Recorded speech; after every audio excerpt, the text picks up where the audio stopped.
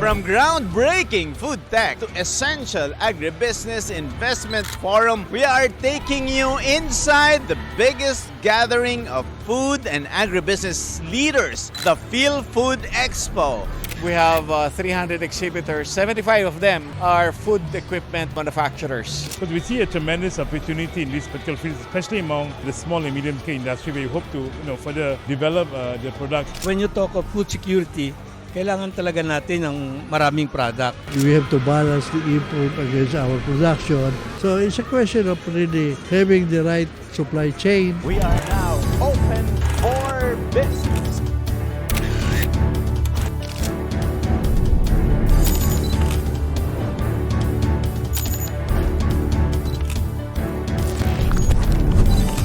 It is a signal to the world we are open for business.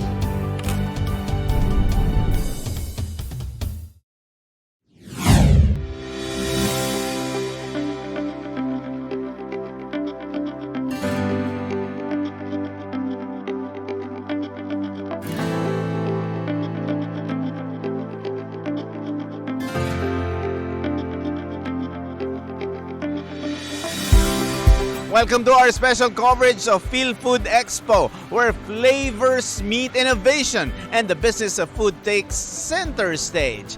Today we dive into the trends revolutionizing the industry, from sustainable farming to cutting-edge food technology.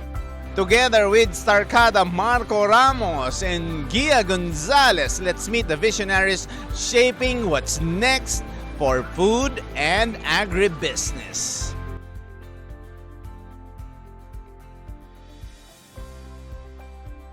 The food industry is always evolving. Technology transform, production method, and new trends emerge. This expo provides a space to explore these changes and help business adapt, innovate, and grow in response to the changing landscape. At the heart of this expo are our exhibitors, who have brought their finest products to showcase. We want to give new products the opportunity to gain recognition and establish themselves in the local market, while also strengthening the presence of existing products, whether new or established, to do well, both here and abroad. This Food Expo, again, is set up successfully. Now tell me, do we have a new goal and mission? What is set different from last year's Food Expo? This is just a continuation because in the trade show, you need to have continuous. You cannot get it and just attending one time or second time. It must be continuous so that the buyers, they can see you in the show. In terms of food security, along the years, throughout the 17 years, have you seen any alleviation sa food security ng Pilipinas? When you talk of food security, kailangan talaga natin ng maraming product.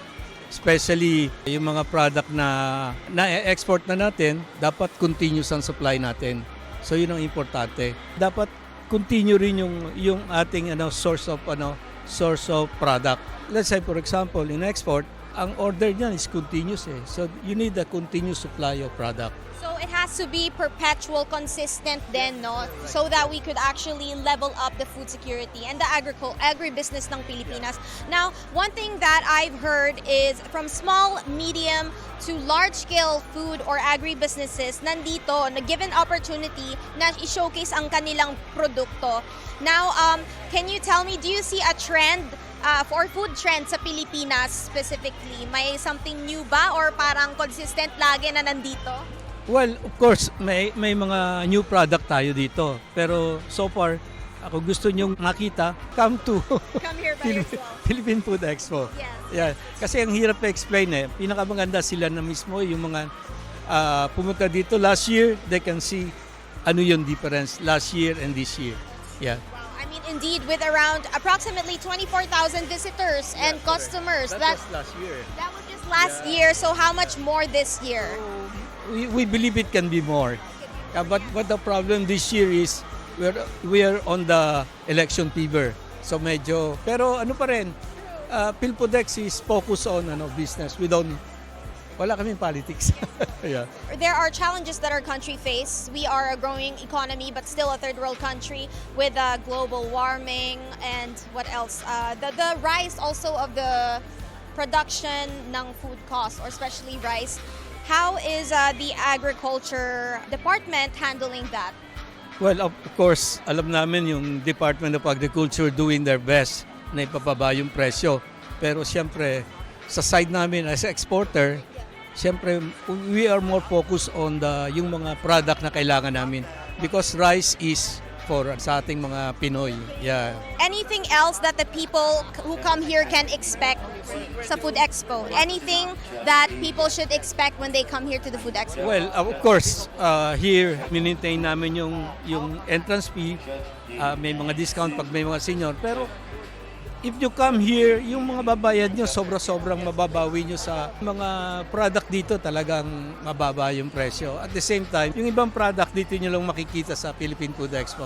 This is the only all-Filipino Food Expo. Yeah. How is the PhilFoodEx helping Philippine products be more marketable internationally? Marami kaming dito na new exhibitor. So we just guide them slowly.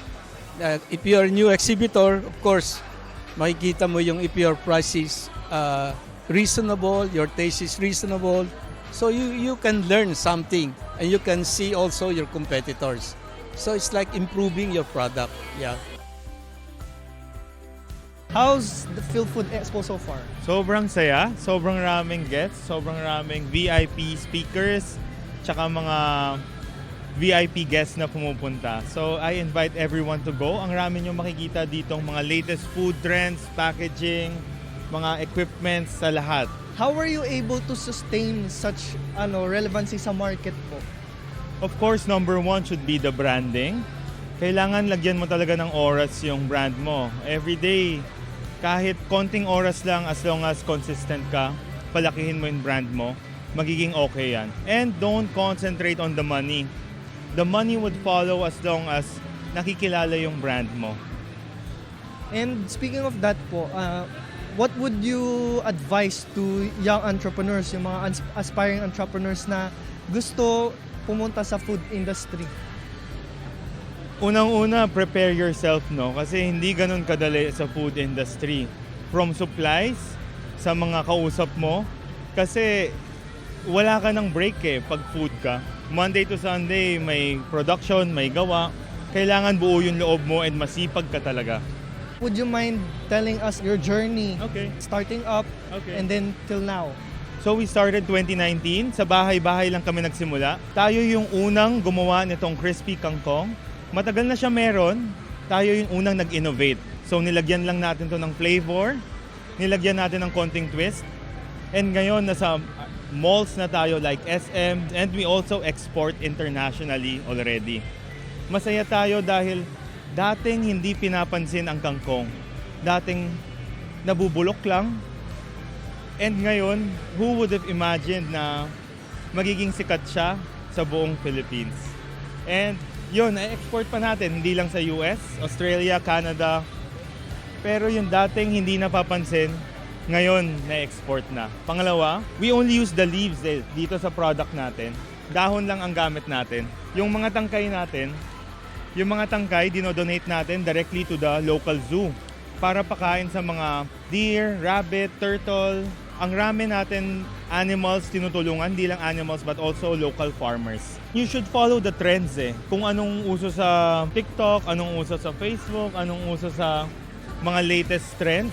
Kailangan in tune ka sa mga social media kung ano yung posibleng magsabog. Kasi you should always take care of your brand. Titingnan mo rin paano siya palakasin, titingnan mo paano siya ihasa, and paano siya pagandahin yung branding. Yun talaga.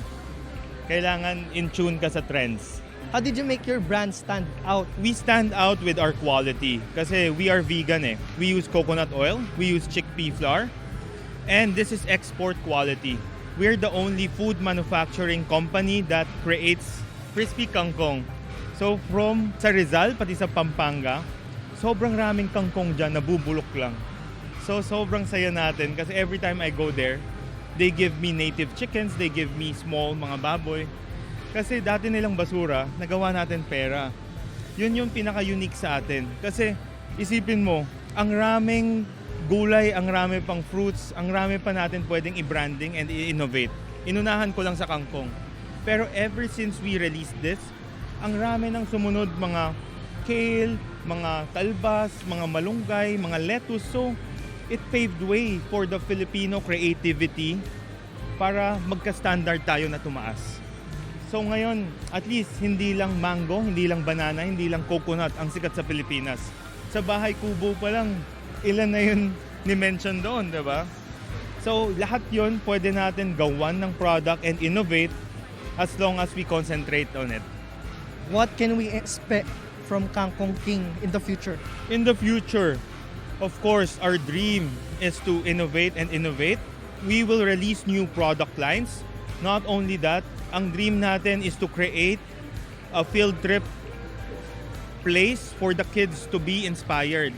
Na makita nila from farm, from cutting to frying, to chilling, to packing, to exporting. So buong process papakita ko para maintindihan nila na something so simple pwede natin ma-achieve.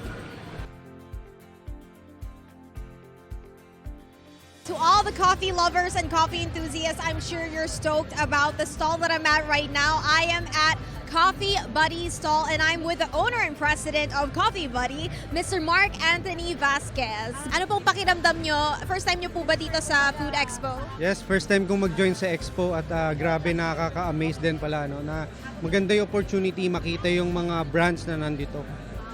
Now, isang bagay na, isang trait no, ng brand or company na to na really got my attention is Filipino ingredients, but they're a couple who loves to travel, so you guys really get the taste of different places. They have Vietnamese style coffee, Taiwanese, which I ordered just a while ago.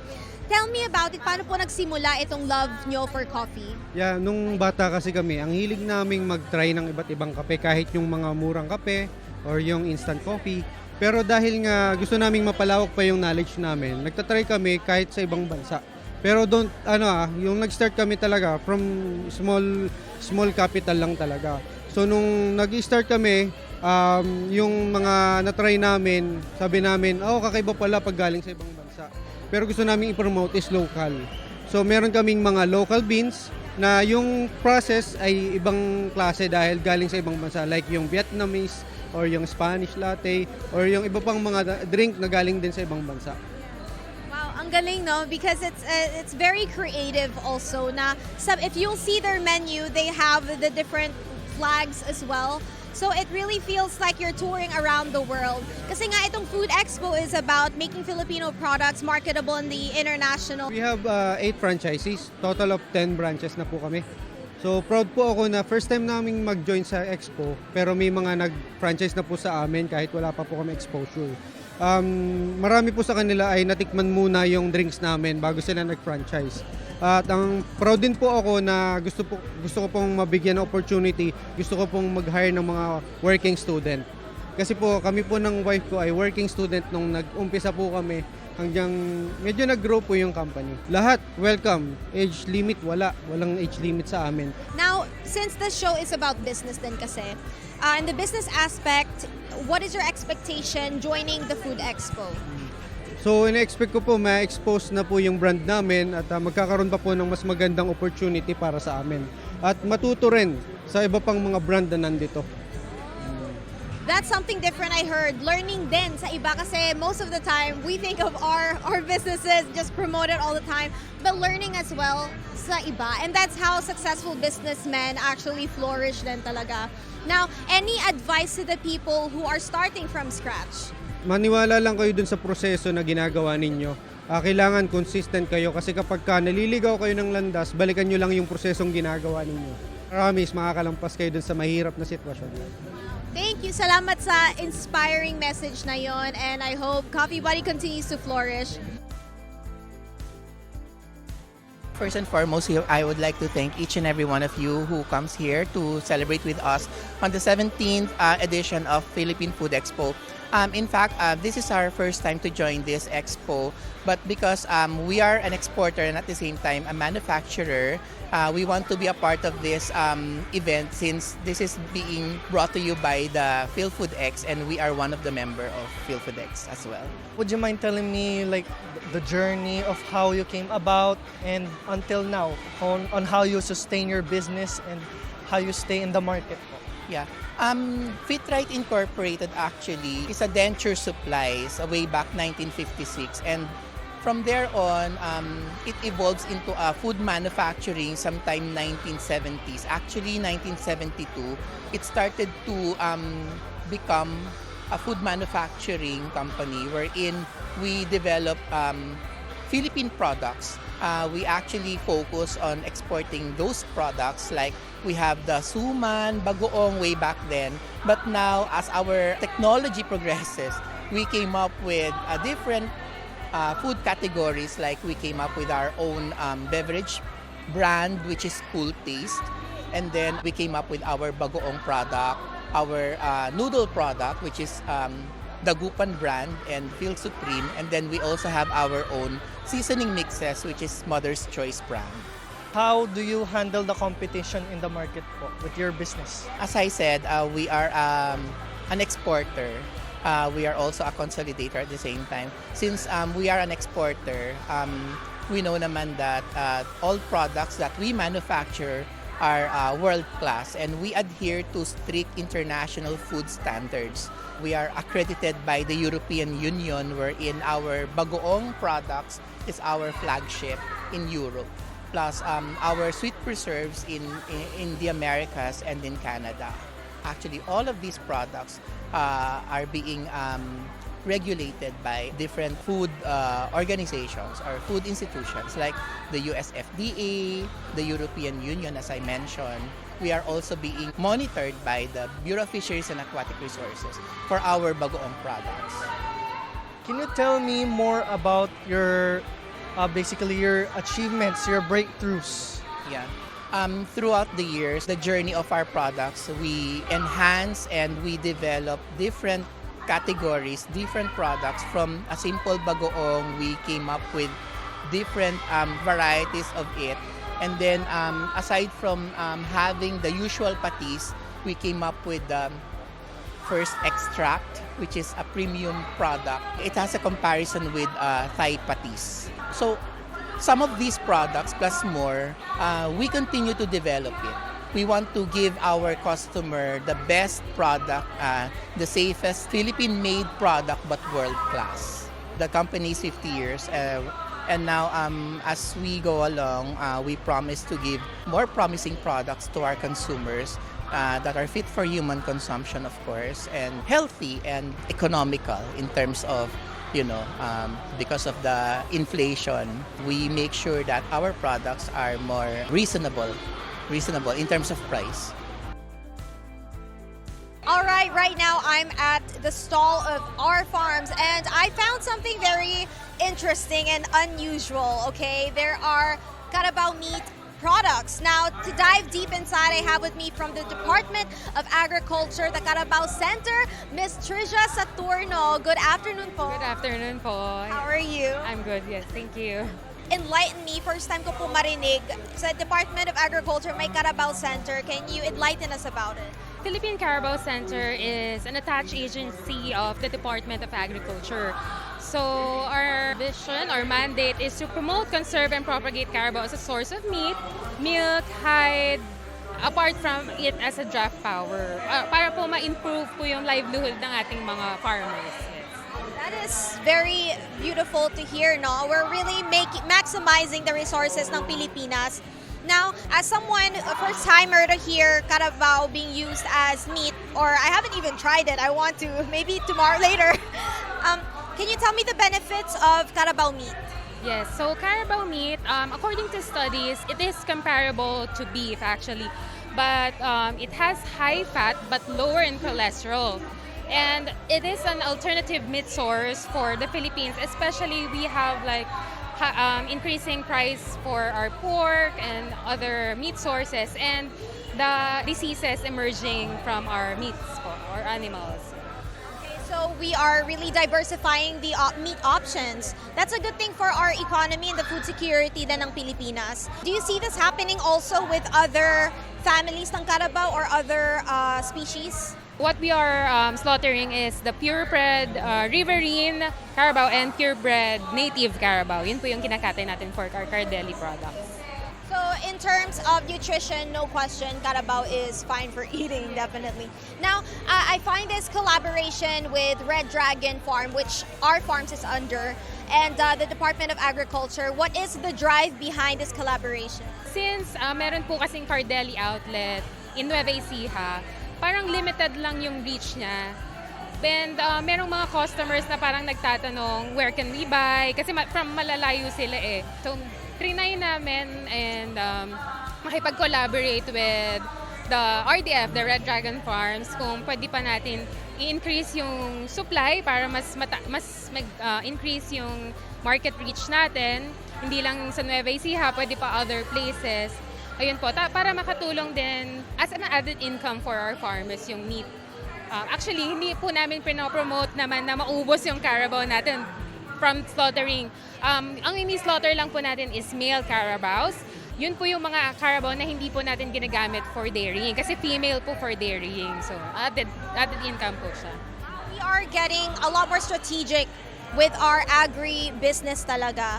In terms of price, would it be different with beef? The market price of Carabao is around 150 to 200, but there are other markets po na mas mataas. But comparing to the price of pork now, mas mababa siya.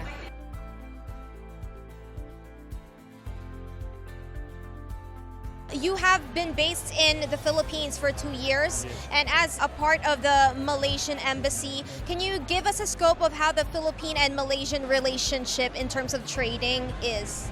It has expanded tremendously. Last year we achieved almost 9 billion USD of trade, and I think we hope to expand it further this year. And one of the key components that we are looking at, of course, is on trade investment, particularly in food security, and that's why today we are here at this PhilFoodEx 2025. Again, I want to congratulate Mr. Ruben See, the president of PhilFoodEx, which has done this many years, and I think this year alone they have 300 over booths, and I think that's incredible, and I hope to bring more Malaysian companies to participate in this important event. In fact, just now the Honourable Senator Sinta Villa spoke about how food security is important and how the government of the Philippines, through her efforts and of course to the President Marcos, has emphasized a lot on food security and of course brought in about a lot of changes to the system here, including with the good work done by the Secretary of Agriculture, Secretary Laurel. And I have to say that this has brought a lot of fruit, and we hope that in the coming year, Malaysia and Philippines can work even closer together. Because we see a tremendous opportunity in this particular field, especially among the small and medium-scale industry, where we hope to further improve their buy-in and of course to support them and be able to develop the products. As you go around today, I'm excited to see what are the products you have in Philippines and inshallah next year. I think that there's a win-win situation for everybody, especially in this current era where there's a lot of challenges in the world market. But having said that, I think I'm confident that Malaysia and Philippines will continue to grow in terms of our relations and trade, and Malaysia being the chair of ASEAN this year, we hope to further push the collaboration between ASEAN in the field of trade investment. And next year, Philippines will take over the chairmanship of ASEAN. This year we are on sustainability and inclusivity. I'm sure next year Philippines with their focus on ASEAN will also bring about tremendous growth in the ASEAN trade relations. I'm very confident. And I want to again congratulate the organizers for this wonderful PhilFoodEx 2025. Look forward to PhilFoodEx 2026. Please come and visit the booths. Tremendous array of food and items. Thank you.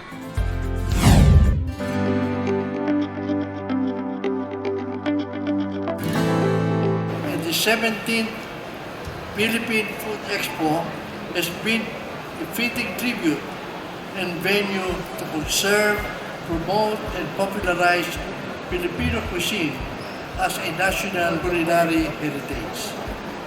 Thus, on behalf of PhilExport, allow me to extend my warmest greetings and congratulations to PhilFoodEx for this year's expo, following another very successful event last year. We appreciate how through the years, PhilFoodEx has been helping in connecting the dots in the sector, offering an integrated platform to respond to the burgeoning demands and emerging local and international food requirements and trends. There's a lot of challenges in food security, and here we are at the 17th Philippine Food Expo, and there's a lot of great potential, and as the speakers mentioned earlier, they see great opportunities that will somehow respond to the challenges in food security. What's your insights on that, sir? There's always been a complaint that we import, no? But I think we have to balance the import against our production, and that's always been traditionally a debate. There are countries that do not even produce any, they consider themselves poor. One example is Singapore. They just import everything that they, So it's a question of really having the right supply chain and being able to grow what you need, basically, and what you cannot fill up, you import. But now we are modernizing. I think we're introducing mga high-value crops already. And as a matter of fact, pati yung mga modern technology and hydroponics, we're beginning to adapt it already. And hopefully, they can correct land reform, that they downsize the ownership of land to 5 hectares, and after a generation or two, ala ng 1 hectare yung tinatanim ng farmers. So I think we should correct that. Sir, nabanggit niyo rin yung modernization, nabanggit niyo yung innovation. So here at the PhilFoodExpo, ano yung pwedeng mapagtuunan ng pansin ng mga producers, ng mga key players pagdating sa modernization and innovation? Marami na rin tayo kasing mga equipments na ginagamit sa food processing na wasteful. Even our palay, papatuyo sa kanya nga, ang laki na nawawala. So I think yung mga cold storage natin,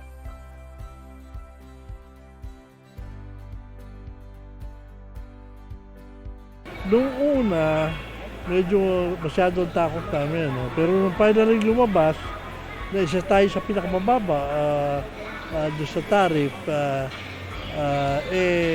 medyo hindi na nakakatakot yun. As a matter of fact, wag lang babagu-baguhin pa, no? There are even opportunities for us. Because at 17% tariff, we can just increase our price. At yung competitiveness natin, di mawawala dahil yung mga kalaban natin, mas mataas ang tariff nila.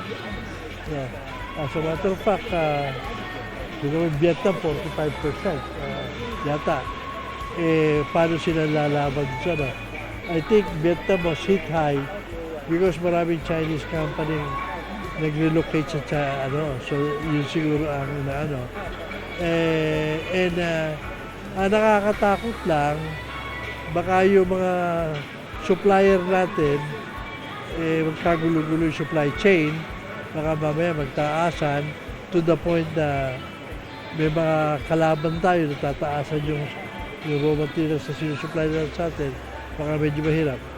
One thing for sure, this one will cause inflation in the US. Tataasan ang presyo nila. And pag nag-react ka US,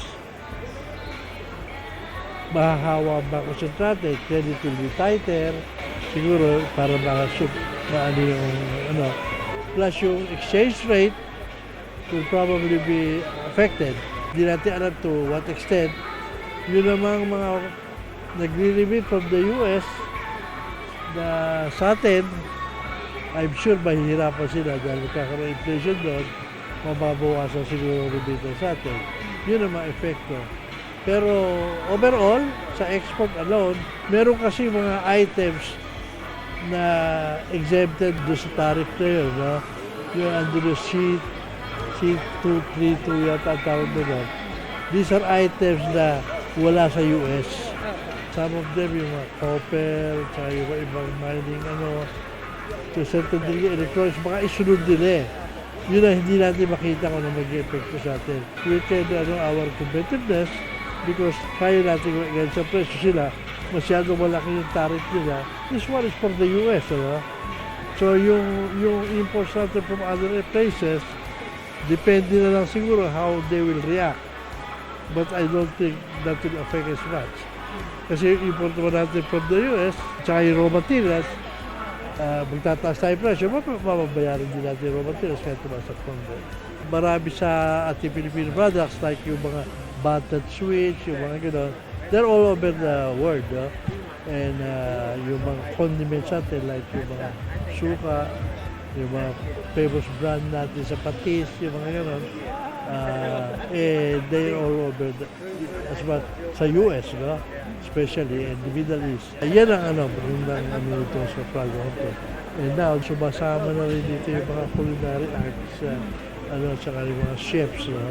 So magandang yun, na ipo-push forward nila yung mga produkto natin. I couldn't help but I've been very intrigued, no? We hear a lot about stevia kasi mas naging health conscious ang mga tao ngayon. Now, first of all, before we get into the products that are sweetened by stevia, I want to try the plant.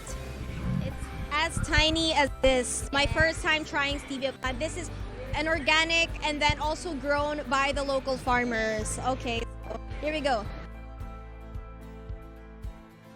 Actually, the stevia po is substitute for sugar and we are located in Tambubong, Bulacan, in Bukawi po. So, nandun po yung stevia farm namin. So, if you want po, you can visit Tambubong, Bulacan. How did the idea of this, yung paggagawa ng delicious or usually known for junk products, how did the idea of it started? Yeah, it started kay Miss Mara De Leon, our CEO, our Chief Operating Officer, and then actually Miss Au po, sobrang love niya yung mga stevia growers. So that's why po yung mga lahat po ng mga stevia growers namin, binibigyan na namin sila ng mga scholarships, yung mga anak po ng mga yon. And then sila rin po yung nagtatanim ng stevia natin. So yun po yung stevia plant, stevia farm natin na located sa Tambubong, Bulacan. And then lahat po ng mga products na to ay sweetened by stevia. Flagship product po is Sweet and Fit Stevia. And then, we have tolling company din po, tolling services. So, kung gusto niyo po magpagawa ng mga raw materials ng stevia, something na mga spices or mga malunggay extract, kinikater din po namin yon. And also, nasa e-commerce din po kami. E-commerce industry, Shopee, Lazada, TikTok. And now, nandito na po kami sa World Trade para i-showcase po yung flagship product natin, which is the stevia po. I'm sure there were challenges na pinagdaanan ng kumpanyang to. How did you overcome it and how did you market it well in the Philippines? Well, actually po, yung stevia is, before pandemic, hindi pa siya ganun kakilala since hindi pa ganun mga ka-health conscious yung tao. Pero since nagkaroon po ng pandemic naman, naging mas nakilala na po siya, unti-unti na siya nakilala sa market because nagkaroon na ng healthy lifestyle yung mga tao po ngayon. So, yung target market po namin dito is perfect po siya sa mga nagda-diet, may mga health restrictions. I really appreciate the fact that this brand, aside from supports local farmers, also promotes being conscious about your fitness and health. Now, where else can we, or what do you expect this brand would go to? Or sa Pilipinas, how do you see it in 5 years?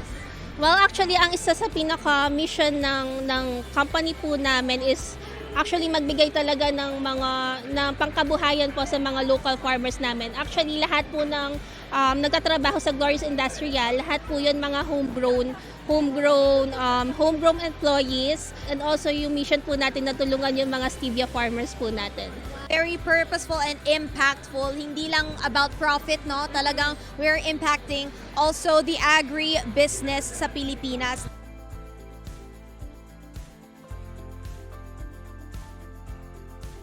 Actually, we are very happy to be involved in the PhilFood Expo for this year under House of Franchise. So we really wanted to show to everyone that will be visiting here that we are already 19 years in the business. So we are catering a lot of food carts, namely Siomai King, we have Noodle House, we have Potato King as well, and then we have our newest brand, Ocha, our famous milk tea. So we are very happy to be involved in this expo. Our future plans to the business is innovation. Innovate lang kami ng innovate and more on products po talaga tayo. And dadagdagan pa yung mga products natin. Actually, we really wanted to expand the business nationwide. So from here, we have the visibility of the business in Luzon. We have also in Visayas and Mindanao. So brand expansion and also to help those small franchisees or small business owners to have their own business in the future. Or those who wanted to retire and then having these cards for your future investments. This is a very good catch also for investors. How did you stay in the market? How did you compete with competitors? And how did you sustain it po? Maybe on the brand quality kasi yung brand po natin is 18 years na. So the Siomai King, isa rin ng siomai, talagang kilala na nationwide. At saka we are the very first siomai to serve 5 siomai. Yes. So ibig sabihin po, talagang ang meat namin is tender and in quality. We have our own gawaan ng siomai. That is plantation. That is also ISO accredited. So talagang kami talaga ang number 1 o hari ng siomai sa Pilipinas. We have good manufacturing practices also. And syempre, naka-FDA approved tayo for 18 years. So talaga naman po, kung gusto niyo pong ma-visit po yung ating siomai, so franchise sa 35 Shaw Boulevard, San Antonio, Pasig City. For 19 years, we are already in the business. Kaya, kumbaga, sustainability-wise, we are offering yung talagang abot kaya na negosyo. With just 328,888, you can have this cart already. Plus, we do not even ask for royalty fee. So, kumbaga, itong negosyo na to, tinutulungan talaga namin yung mga small entrepreneurs to have their own business. And we are also expanding. We're not only focused on Siomai King, but we also have different brands. Potato King, we have Noodle House, the number 1 yan. And then, of course, our newest brand in the House of Franchise, which is the Ocha, our milk tea. That you can even find in BGCs. We also have in BGCs. And we really wanted to expand it. Very, very soon, nationwide. Siyempre, bukod sa tinutulungan natin ng mga SMEs, we really wanted to expand in the market. So, hindi nyo lang kami makikita sa mga community, but you can also find us in the biggest malls nationwide. We really wanted to expand our business para at least makater lahat. And all those areas in Visayas and Mindanao, talagang wala kami pipiliing lugar, dadalhin namin ang Siomai King sa inyo. If you will change the entirety of your diet, follow a meal plan or eating habit, it's really difficult to do something healthy, especially with what food are available now. So we thought that what we can adjust is actually our snacking habits. Something easier, something more approachable. So trail mix is a good source of protein and it's easy to eat more than anything. I mean, a big deterrent of eating healthy is actually the difficulty of eating it. So trail mix is a good start for the journey. Yeah. Making healthy eating easier for the market. Now, coming into the Food Expo, did you have any goal or target market in mind? Well, basically, it's just the experience and being able to get our message across that we want to start changing the mindset of people that healthy shouldn't be expensive, it shouldn't be hard to find, it shouldn't be tasteless at times. But then again, that's where we created that it has to start with little steps. So snacking is an everyday thing for us Filipinos. So that's where, yeah. Now, to inspire the local entrepreneurs who want to start business, especially supporting local, can you give them tips or advice on this? Well, I think first is that know your product. Know your product, believe in your product, then believe in your brand. It's easy to introduce things, it's easy to explain and then also convince people with what you're trying to showcase if you yourself use them and believe it. We have a lot of exhibitors and visitors, 300 exhibitors, 75 of them, incidentally, are food equipment manufacturers. So that's first when people exhibiting are not just food and products, but also how they are made, and how productivity issues are being addressed, etc. What would you say are the significant breakthroughs of this expo po? It basically mirrors the fact that our food exports grew from last year to this year by 20%. Maybe also because we have good weather, but there are a lot of innovations. For example, in the area of nutritious foods, where drinks, vegetables, and fruits are dehydrated, packaged well, with a longer shelf life. And these are all getting to be noticed by the youth. Incidentally, our so-called population dividend, 40 million people, ages 18 to 45, are very interested in these kinds of food. What do you think are the most relevant and prominent problems that are needed to be solved and are still being solved? I think we do have problems, but we're quite lucky that we have good functional agencies like the Department of Agriculture, where the leaders are very hardworking and they go out of their way to learn what can be done. No? So we do have still problems on supply, and we need to have a roadmap on how to address supply shortfalls in fruits and vegetables, in coconut, and in sugar. No? So those basic things would really have to be addressed up to now. No? What more can we expect from this expo and in the future po? The exposition showcases the opportunities that people can get into for a sustainable product range to sell. No? Because our population is growing, the disposable income of our people, they're growing, and so therefore it's a good business to get into. I think that's what the exhibit shows. It basically says that if you get into this industry, if you get into these products, you're going to thrive, no? Because it's sustainable. What is your advice? What can you say aspiring entrepreneurs, young entrepreneurs getting into the food industry? What is your advice po? Number one, we have a very big domestic market. Not only is it growing in terms of quantity, but it also is growing, as I mentioned, in terms of disposable income. More and more people enter the job market. So therefore, we have there a burgeoning population with higher income levels that can purchase what you can produce. It's just a question of getting into the right niche, into the right product range, so that you could plan properly. And the market is there, the support mechanisms are there. There are issues on supply and logistics, and that's being addressed. No? And we feel confident that over the next years, we'll be able to sustain a good food processing industry.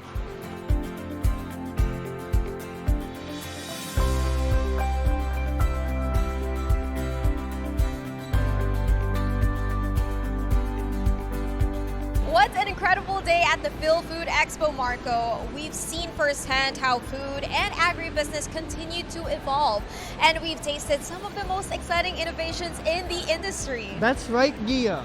But this is just the beginning. There's still so much to discover and explore. And it has been an absolute pleasure to bring you the happenings here at the PhilFood Expo. This has been Gia Gonzalez and Marco Ramos for Open for Business.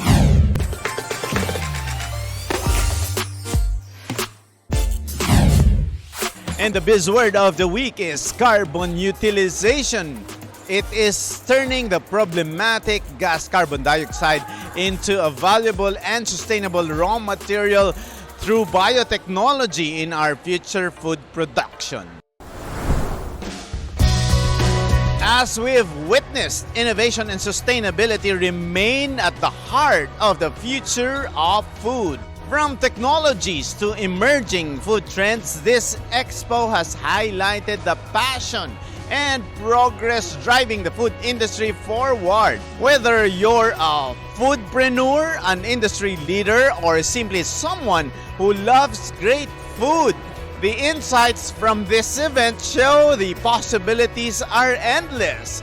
So let's keep pushing for a tastier, healthier, and more sustainable food future.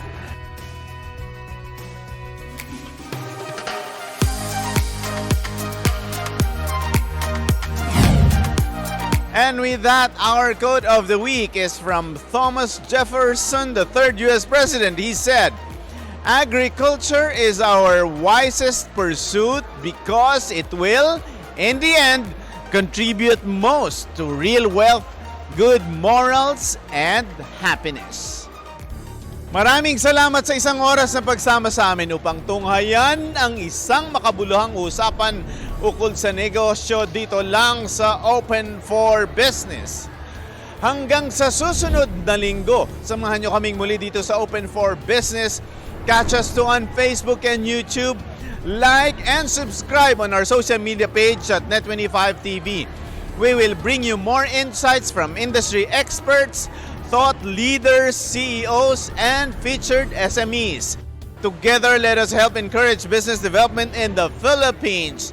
Sharpen your business acumen, feel the pulse, and set the trend for as long as you're informed and open for business. Ito po si Cesar Vallejos. Marami pong salamat.